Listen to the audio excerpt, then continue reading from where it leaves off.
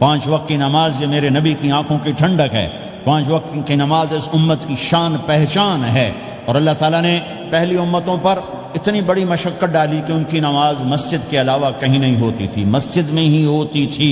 ہمارے لیے کتنی آسانی کر دی، جاب میں ہے مصلی بچھا نماز پڑھ، چلو مصلی بھی کوئی نہیں، زمین دیکھ اس پر کوئی گندگی تو کوئی نہیں ہے، بس زمین بھی تیرے لیے پاک ہے، چل نماز پڑھ۔ اور آسانی کر دی، پانی کوئی نہیں ہے کوئی بات نہیں، مٹی میں ہاتھ مار، منہ پہ مل، پھر ایک ہاتھ مار، یوں کر، چل نماز پڑھ، میں تیری قبول کروں گا۔ یہ کسی امت کے ساتھ یہ نہیں ہوا، انہیں وضو ہی کرنا تھا چاہے پانی 50 میل پر موجود ہو۔ اور ہمارے لیے پانی کوئی نہیں ہے، چلو تیمم، مٹی میں ہاتھ ہمارا یوں کیا، پھر ہاتھ ہمارا ایک یوں کیا ایک یوں کیا، چل بھائی اللہ اکبر قبول۔ عمار بن یاسر رضی اللہ تعالیٰ عنہ سفر میں تھے، ان کو نہانے کی ضرورت ہو گئی، نائٹ فال ہو گیا، تو انہوں نے سوچا کہ ویسے تو آدمی کو وضو کی ضرورت ہوتی ہے تو خالی منہ پہ ہاتھ مارا اور یوں کونیوں تک، لیکن مجھے تو غسل کی ضرورت ہے، تو خالی اس سے تو کافی نہیں ہوگا۔ تو انہوں نے کپڑے اتارے، اکیلے تھے، ریت کے اوپر کبھی یوں لیٹے کبھی یوں لیٹے کبھی یوں لیٹے، 3-4 دفعہ یوں اور یوں رول ہوتے ہوتے پھر انہوں نے نماز پڑھی۔ آئے اللہ کے نبی کی بارگاہ میں، یا رسول اللہ مجھے رات کو نہانے کی ضرورت پڑ گئی، تو میں نے کہا وضو کے لیے تو خالی یہ 2 دفعہ کرنا کافی ہے، تو یہ تو نہانا تھا، تو میں تو ریت میں خوب رول ہوتا رہا۔ میرے نبی نے انما یکفیک ضربتان، ارے سیدھے بندے عمار، اس کے لیے بھی اتنا ہی کافی تھا کہ تو یوں کرتا اور یوں کرتا اور تو پاک ہو جاتا۔ اللہ نے اس نبی کے طفیل، اس محبوب مصطفیٰ صلی اللہ علیہ وسلم کے طفیل، اللہ نے کیا کیا سہولتیں اور آسانیاں ہمیں عطا فرمائی۔ پھر نماز 4 کی 2 رکعت کر دی کہ بھئی تم مسافر ہو 2 پڑھو، روزے میں سفر میں روزہ معاف کر دیا، بعد میں رکھ لینا، بعد میں رکھ لینا، قضا کرنے کو حکم، بالکل چھوڑنے کا نہیں۔ اور کہا کہ بھائی مریض ہو چھوڑ دو، مسافر ہو چھوڑ دو، اور نماز 2 رکعت کر دو، سنتیں چھوڑ دو۔ ابن عمر رضی اللہ تعالیٰ عنہ بیٹھے تھے تو انہوں نے 2 رکعت پڑھ کے بیٹھ گئے، تو ان کے خادم نے کہا سنتیں نفل نہیں پڑھو گے؟ کہا اگر پڑھنا تو 4 فرض پڑھتا میں، میرے اللہ نے معافی دے دی تو میں کیوں پڑھوں؟ میرے نبی نے سفر میں سنتیں نہیں پڑھی کبھی، اپنی امت کو سہولت دینے، فجر کی سنتیں 2 پڑھتے تھے، اس کے علاوہ سنتیں نہیں پڑھی تاکہ میری امت کو سہولت ہو، آسانی ہو۔ ایک دفعہ بارش ہو رہی تھی اور کوئی جگہ نہیں تھی نماز پڑھنے کے لیے، تو آپ نے اپنی اونٹنی کو آگے کیا اور اس پر بیٹھ گئے، بیٹھے ہی تھے، پیچھے صحابہ نے اونٹنیوں پر ہی صفیں بنائیں، اور یہ نماز اونٹنی پہ بیٹھ کر ادا کی گئی بارش کے اندر۔ نماز اونٹنی کے اوپر نماز بھی ہو گئی، رکوع بھی ہو گیا، سجدہ بھی ہو گیا، سلام بھی ہو گیا۔ پہلی امتوں کے لیے نہیں تھا، سجدہ ہی کرنا پڑے گا۔ یہ اللہ کے محبوب مصطفیٰ صلی اللہ تعالی علیہ وسلم کی طفیل، میرے اللہ نے ہم پہ فضل و احسان کیا، تو میرے نبی کی زندگی میں عبادات میں نماز سب سے اعلیٰ نظر آتی ہے، سب سے نمایاں نظر آتی ہے۔ اور پھر بازار میں، گھر میں، دفتر میں، ماحول میں میرے نبی کے اخلاق، یہ زندگی کا دوسرا روشن پہلو ہے۔ میرے نبی کی ساری زندگی 2 لفظوں میں آتی ہے، عبادت اخلاق، عبادت اخلاق، یا 2 اور لفظ، حقوق اللہ حقوق العباد، حقوق اللہ حقوق العباد۔ حقوق اللہ میں نماز سب سے اعلیٰ، اور حقوق العباد میں لوگوں کی برداشت کرنا، لوگوں سے درگزر کرنا، معاف کرنا، جھوٹ سے بچنا، دھوکے سے بچنا۔ میرے نبی سے پوچھا گیا یا رسول اللہ مسلمان کنجوس ہو سکتا ہے؟ ہم نے کہا ہو سکتا ہے۔ یا رسول اللہ مسلمان کمزور ہو سکتا ہے، بزدل ہو سکتا ہے، ڈرپوک ہو سکتا ہے؟ آپ نے کہا ہو سکتا ہے۔ یا رسول اللہ مسلمان جھوٹ بول سکتا ہے؟ آپ نے کہا نہیں، جھوٹ نہیں بول سکتا، جھوٹ نہیں بول سکتا۔ ہاں، الا لعنت اللہ علی الکاذبین، جھوٹوں پہ اللہ کی لعنت۔ اس لعنت کے ساتھ 400 پاؤنڈ بچا لیے، 4000 بچا لیے، 4 ملین بچا لیے، 4 بلین بچا لیے، 4 ٹریلین بچا لیے، ساری دنیا کو بچا لیا، اور اوپر اللہ کی لعنت پڑی تو اللہ کی قسم گھاٹے کا سودا ہے۔ اور سچے ہو گئے، سچ بولا، یہ میں 100 پاؤنڈ کماتا ہوں، لے لو جو لینا ہے اس میں سے، یہ میں 1000 پاؤنڈ کماتا ہوں، لے لو جو لینا ہے، یہ میں 50,000 پاؤنڈ کماتا ہوں، لے لو جو لینا ہے۔ کہ مسلمان کی زبان سے جھوٹ نہیں نکلتا، سچ ہی بولتا ہے۔ آپ تشریف لے جا رہے ہیں، ایک آواز ہے یا رسول اللہ، آپ نے یوں دیکھا کوئی نظر نہیں آیا، پھر آواز ہے یا رسول اللہ، تو آپ نے دیکھا کہ ہرنی ڈیئر چھوٹی وہ کھڑی ہوئی رسی میں بندھی، تو آپ نے کہا کیا ہوا؟ کہا جی آپ کا صحابی مجھے پکڑ کے لایا ہے، میرے چھوٹے چھوٹے بچے بھوک سے رو رہے ہوں گے، آپ مجھے چھوڑ دیں، میں بچوں کو دودھ پلا کے واپس آ جاتا، مجھے پتا ہے میرے اللہ کی تقدیر میرے بارے میں کیا ہے۔ تو آپ نے کہا اگر تو واپس نہ آئی تو پھر تو اس نے کہا مجھے اللہ جہنم میں ڈال دے۔ آپ نے اس کی رسی کھول دی، خود وہیں بیٹھ گئے۔ اس نے دوڑ لگائی اور پہاڑوں میں گم ہو گئی۔ تھوڑی دیر کے بعد وہ دوڑتی ہوئی آئی اور آ کے سر یا رسول اللہ میں حاضر ہو گیا۔ تو آپ نے اس کو باندھ کے وہیں آپ بیٹھ گئے نہیں۔ دیر کے بعد وہ صحابی آئے جنہوں نے اس کو شکار کیا تھا، پکڑا تھا، تو کہنے لگے، ان کا یا رسول اللہ آپ یہاں کیسے؟ کہا میں ایک درخواست لے کر آیا ہوں۔ کہا کیا؟ کہ یہ ہرنی مجھے ہدیہ کر دو۔ کہا یا رسول اللہ سب کچھ آپ کا ہے، کہنے بس یہ ہدیہ کر دو۔ یا رسول اللہ حاضر۔ تو آپ نے اس کو لے کر رسی اس کی گردن سے نکالی، کہ جا بچی اپنے بچوں کے پاس جا کے خوشی منا، سچ نجات دیتا ہے اور جھوٹ ہلاک کرتا ہے۔ ایک ہرنی جان کی بازی کھیل گئی سچ بولنے کے لیے، تم چند پونڈوں پہ جھوٹ بولتے ہو، ایمان کو برباد کر کے رکھ دیتے ہو۔ مسلمان جھوٹ نہیں بولتا، مسلمان دھوکہ نہیں دیتا، مسلمان کی زبان سے سخت بول نہیں نکلتا، کسی کو بے عزت نہیں کرتا، کسی کو کی بے اکرامی نہیں کرتا، کسی کا دل نہیں توڑتا، کسی کو ذلیل نہیں کرتا، خود سہتا ہے، اوروں کو خوشیاں دیتا ہے، خود دکھ سہتا ہے، اوروں کو راحت دیتا ہے، خود تکلیف سہتا ہے۔ یہ میرے نبی کے اخلاق ہیں، یہ میرے نبی کی زندگی ہے، اور یہ اسلام کا سب سے بڑا چیپٹر ہے، وہ سب سے مشکل چیپٹر ہے۔ جب میرے نبی نے لمبی نمازیں پڑھی تو اللہ نے روک دیا کہ میرے حبیب ما انزلنا علیک القرآن لتشقى، اتنی لمبی نماز نہ پڑھ کے تو تھک جائے۔ میرے نبی نے تبلیغ میں زور دکھایا تو اللہ نے روک دیا، فلتذهب نفسك علیہم حسرات، میرے نبی اتنا غم نہ کر کے آپ خود ہی آہیں بھرتے بھرتے آپ مر جائیں۔ میرے نبی نے مال سارا خرچ کیا، اللہ نے اس سے بھی روک دیا، ولا تبسطها كل البسط فتقعد ملوما محسورا، اتنا خرچ نہ کریں کہ آپ خود پھر دکھی ہو کے بیٹھ جائیں۔ خرچ کرنا بہت بڑا عمل، تبلیغ سب سے سارے عملوں کا سردار عمل، تبلیغ سے بڑا کوئی کام ہوتا تو اللہ نبیوں کو دیتا، اگر تبلیغ سے بڑھ کر کوئی کام ہوتا تو اللہ نبیوں کو دیتا، گشت سے بڑھ کر کوئی محنت ہوتی تو اللہ نبیوں کو دیتا۔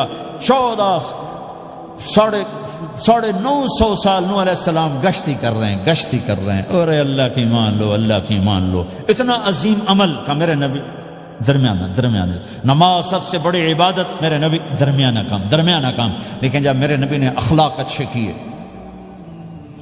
دشمن کو معاف کرنا۔ لیکن ایک آدمی آپ سوئے ہوئے تھے، آپ کی تلوار لٹکی تھی، ایک آدمی آیا، اس نے آپ کی تلوار اتاری اور یوں ہماری پسلی میں، آپ اٹھ کے بیٹھ گئے۔ اب وہ قتل کے ارادے کے لیے آ چکا ہے اور تلوار یہاں ہے، کہتا من یمنعک منی، اب بول تمہیں کون بچائے گا؟ تو آپ نے مسکراتے ہوئے کہا اللہ، تو اس کے ہاتھ سے تلوار گر پڑی، تو آپ نے اٹھا لی، آپ نے یوں سیدھی کی، اب تو بچا، تجھے کون بچائے گا؟ وہ کہنے لگا مجھے تو ہی بچائے گا۔ وہ تو اللہ کو جانتا نہیں تھا، کہا بابا مجھے تو ہی بچائے گا۔ تو آپ کہتے ہیں اس کا سر اڑا دو، یہ نبی کو قتل کرنے آیا ہے۔ میرے نبی نے فرمایا کلمہ پڑھتے ہو؟ کہا نہیں پڑھتا۔ کہا جاؤ معاف کیا۔ یہ میرے نبی کے اخلاق ہیں۔ 20 سال جنہوں نے قتل کے منصوبے بنائے، قتل کے منصوبے، مکہ والے، جب آپ مکہ میں فاتحانہ داخل ہوئے، ابو سفیان سب سے زیادہ آپ کو دکھ پہنچانے والوں میں پیش، تو آپ نے ابو سفیان کو عزت دی۔ جو ابو سفیان کے گھر میں داخل ہوگا اس کو کچھ نہیں کہا جائے گا۔ آپ تو ابو سفیان کو بلا کے سولی پہ لٹکاتے، اور آپ کہہ رہے ہیں جو ابو سفیان کے گھر میں جائے گا اسے کچھ نہیں کہا جائے گا، جو بیت اللہ میں ہوگا اسے کچھ نہیں کہا جائے گا۔ سارا مکہ سامنے، آپ یوں بیت اللہ کا دروازے پر یوں دونوں ہاتھ ایسے ٹکا کے کھڑے تھے۔ پھر آپ نے کہا میں کیا کروں گا اب تمہارے ساتھ؟ تو سہیل بن عمر نے کہا آپ کریم ہیں، کریم کے بیٹے ہیں۔ تو آپ نے کہا جاؤ میں نے معاف کیا۔ یہ اخلاق آج مٹ چکے ہیں، مردوں سے، عورتوں سے، علم والوں سے، خانقاہ والوں سے، تبلیغ والوں سے، سب زیرو ہوئے پڑے ہیں۔ جب تک یہ اخلاق زندہ نہیں ہوتے اسلامی زندگی قائم نہیں ہو سکتی، اسلامی معاشرت قائم نہیں ہو سکتی۔ اور دین دو چیزوں سے آگے پھیلتا ہے، ایک دعوت اور ایک اخلاق۔ دعوت اور اخلاق، دعوت نہیں ہوگی تو اخلاق وہیں پڑے رہ جائیں گے، اخلاق نہیں ہوں گے تو دعوت کوئی قبول نہیں کرے گا۔ میرے نبی نے کتنے معجزے دکھائے مکے میں، نہیں کلمہ پڑھا۔ بدر میں ان کے 70 مارے گئے، فرشتوں کو دیکھا، جبریل کے گھوڑے کی آواز سنی، کلمہ نہیں پڑھا۔ خندق میں شکست ہوئی، کلمہ نہیں پڑھا۔ پانی نکلتے دیکھا، انگلیوں سے، کلمہ نہیں پڑھا۔ ایک بکرے کا ایک بازو پکایا، ایک بازو بکرے کا، ایک اگلا جو بازو ہوتا، اور 40 آدمیوں نے کھانا کھایا اور ایک بوٹی کم نہیں ہوئی، کلمہ نہیں پڑھا۔ لیکن جب میرے نبی نے کہا جاؤ معاف کیا تو سارے ہی کلمہ پڑ گئے کہ واقعہ یہ اخلاق نبی کے ہو سکتے۔ حنین کی جنگ میں جب بھاگے لوگ، شکست ہوئی، تو ایک صحابی کا بھاگتے ہوئے پاؤں ہمارے نبی کا پاؤں پر آیا، اور جوتا سخت تھا، تو آپ نے کہا اوجعتنی، اور آپ کے ہاتھ میں چھڑی تھی، آپ نے اس کو یوں ماری تو اوجعتنی، ارے تو نے مجھے کتنا زیادہ درد پہنچایا، دکھ پہنچایا۔ وہ بیچارے پگھل کے رہ گئے اور پریشان ہو گئے، اور فرماتے ہیں سارا دن میں پریشان، ساری رات پریشان کہ اللہ کے نبی کو میں نے تکلیف پہنچائی، اب میرا کیا بنے گا۔ اگلا دن ہوا تو اعلان ہو رہا تھا، بھائی جس کا پاؤں نبی کے پاؤں پہ آیا تھا اس کو اللہ کے نبی بلا رہے ہیں۔ تو صحابی کہنے لگے میں نے سمجھا بس اب میری تو دنیا بھی گئی اور آخرت بھی گئی، اب میرے اوپر کیس بنے گا اور مجھے ڈانٹ ڈپٹ بھی ہوگی، میرا کتنا بڑا گھاٹا نقصان ہوگا۔ یہ حاضر ہوئے ڈرتے ڈرتے، تو آپ نے فرمایا میرے بھائی کل میں نے تمہیں چھڑی ماری تھی، وہ مجھے معاف کر دینا، اور یہ 80 اونٹ تمہیں ہدیہ دیتا ہوں، 80 کیملز یعنی 80 پراڈو، 80 رینج روور کا یہ میری طرف سے تمہیں ہدیہ ہے۔ وہ حیران پریشان، یہ میرے نبی کے اخلاق ہیں، یہ میرے نبی کے اخلاق ہیں۔ کانٹے بچھانے والی نے 4 دن آنا چھوڑ دیا، بیمار ہو گئی تھی، تو ہم نے کیا بات ہے، وہ ہمارے راستے میں اب کانٹے کوئی نہیں ہے، کہا جی وہ بیمار پڑی ہے جو کانٹے بچھاتے تھے، تو آپ اس کے گھر چلے گئے، ماں جی خیریت ہے، آپ ٹھیک تو ہیں؟ کہا بیٹا مجھے کلمہ پڑھا دے، بس تیرے اخلاق نے مجھے فتح کر لیا ہے۔ میرے بھائیوں یہ چیپٹر بھول چکے ہیں۔ جب تک یہ چیپٹر زندہ نہیں ہوگا زندگی اسلامی نہیں بنے گی، معاشرہ اسلامی نہیں بنے گا، اور آگے قوموں کے لیے اسلام کا دروازہ نہیں کھلے گا۔ ہمیں معاف کرنا آتا ہو، ہمیں گالی دینے والے کو دعا دینا آتا ہو، غیبت کرنے والے کی تعریف آتی ہو، اور غیبت کرنے سے، غیبت سننے سے اپنے آپ کو ایسے بچاؤ جیسے زہر سے بچاتے ہو، اسے آگ سے بچاتے ہو۔ ایک دوسرے کو نفرت کا بول نہ بولو ورنہ ساری زندگی تباہ و برباد ہو جائے گی۔ میرے رب کی قسم، میرے نبی نے کہا ایک زبان کا بول انسان بولتا ہے اور جہنم کی گہرائیوں میں گر جاتا ہے، اور ایک زبان کا بول انسان بولتا ہے اور جنت کے درجات پر چڑھ جاتا ہے۔ یہ زبان بہت طاقتور چیز ہے، میں ہر بیان میں اس کو دہرا رہا ہوں کہ جتنا یہ عمل ختم ہو چکا ہے اتنا کوئی عمل بھی نہیں ختم ہوا ہے۔ اور ایک صحابی ہیں ابو دجانہ۔ کون ابو دجانہ؟ السابقون الاولون من المہاجرین والانصار، اس میں پہلی صف کے صحابہ۔ کون ابو دجانہ؟ جب آپ حج پر گئے تو اپنی جگہ مدینے کا امیر ابو دجانہ کو بنایا۔ ابو دجانہ حج میں شریک نہیں ہوئے کہ آپ نے اپنی جگہ ان کو اپنا نائب بنا کے وہاں کھڑا فرمایا ابو دجانہ میری جگہ پر مدینے کا امیر ہے، یہ وہ ابو دجانہ ہیں۔ کون ابو دجانہ؟ جو جنگ بدر سے لے کر آخری حج تک ہر سفر میں شریک ہیں، ان کی ایک بات میں بتانا چاہتا ہوں، پہلے تھوڑی سی ان کی ہسٹری بتانا چاہتا ہوں۔ کون ابو دجانہ؟ احد کی جنگ میں آپ نے تلوار اٹھائی، کہ اس تلوار کو کون لے گا؟ کئی صحابہ کھڑے ہو گئے، آپ نے کہا اس تلوار کا حق کون ادا کرے گا؟ سارے بیٹھ گئے، 3 آدمی کھڑے رہے، ایک زبیر بن عوام، ایک عمر بن خطاب، ایک ابو دجانہ۔ ان کا نام ہے سماک بن خرشنہ، ان کا نام ابو دجانہ سے مشہور ہے۔ تو آپ نے تلوار نہ عمر کو دی، نہ زبیر کو دی، ابو دجانہ کو دی۔ تو عمر رضی اللہ عنہ نے تو محسوس نہیں کیا، حضرت زبیر نے محسوس کیا کہ اس کو کیوں دی، مجھے کیوں نہیں دی؟ میں مہاجرین میں سے ہوں، میں پھوپھی کا بیٹا ہوں، میں اس سے دلیری میں کم نہیں ہوں۔ بلکہ حضرت زبیر کی دلیری کی تو دھک تھی، جدھر سلوار چلتی تھی کاٹتی چلی جاتی تھی، کہنے کہ میں دیکھوں گا یہ کیا کرتا ہے۔ تو ابو دجانہ کے پیچھے پیچھے زبیر ہو لیے، تو ابو دجانہ نے جو حملہ کیا تو 3000 کا لشکر تھا، اس کو چیر کے پار نکل کے، پورے لشکر کو کاٹ کے پار نکل کے، اور آگے عورتیں کھڑی تھیں جو مکے کے لشکر کو تیار کر رہی تھیں۔ نحن بنات طارقی نمشی علی النمارق مشی القتل بوارق المسک فی المخالق المسک فی المفارق والضر فی المخالق ان تقبلوا نعانقی وتدبروا نفارقی فراق غیر وامقی۔ یہ گانا گا رہی تھی اور ان کو تیار کر رہی تھیں۔ تو جب ابو دجانہ کی تلوار نظر آئی تو سب بھاگی، ہندا پکڑی گئی، تو آپ نے یوں اپنی تلوار ہندا کے سر پر رکھی، انہوں نے چیخ ماری، تلوار ہٹا لی۔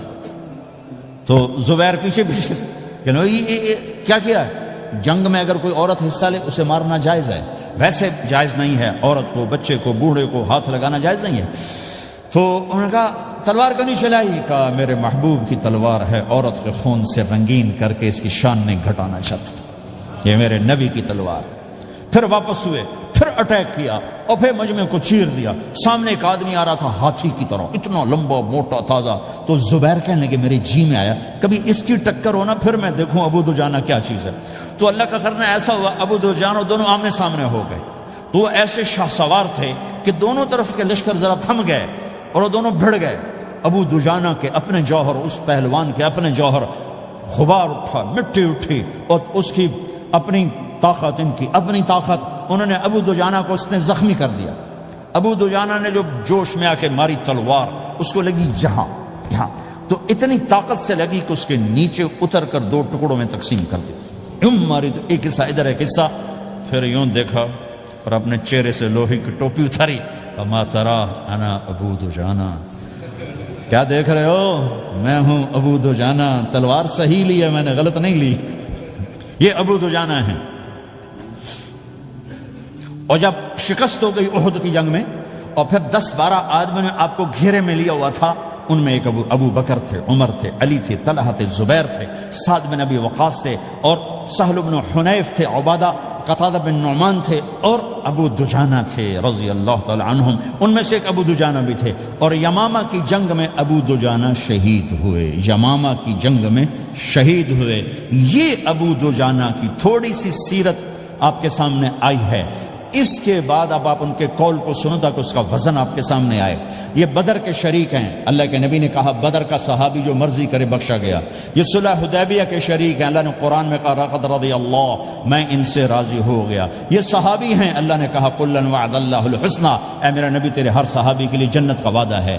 اور اب یہ کیا کہتے ہیں؟ یہ کیا کہتے ہیں لوگو؟ ان ارجع عملی عند، لوگو میرے پاس، ابو دجانہ میرے پاس بخشش کا سب سے بڑا عمل جانتے ہو کیا ہے؟ بدر نہیں، احد نہیں، حدیبیہ نہیں، خندق نہیں، خیبر نہیں، فتح مکہ نہیں، آخری حج نہیں، کیا ہے؟ کیا ہے لوگو؟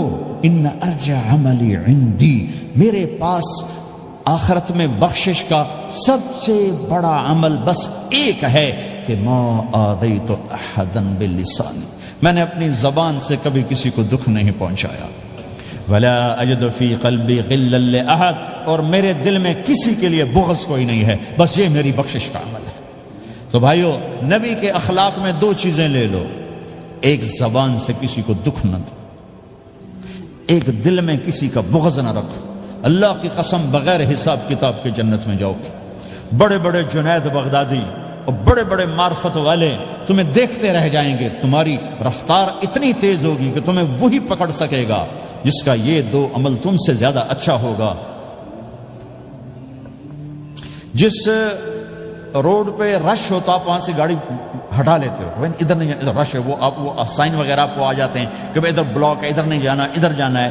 تو جہاں روڈ پہ رش ہوتا ہے تو قیمتی سے قیمتی گاڑی کی رفتار بھی آہستہ ہو جاتی ہے، اور جہاں روڈ خالی ہوتا ہے تو پرانی گاڑی بھی بھاگے جا رہی ہوتی۔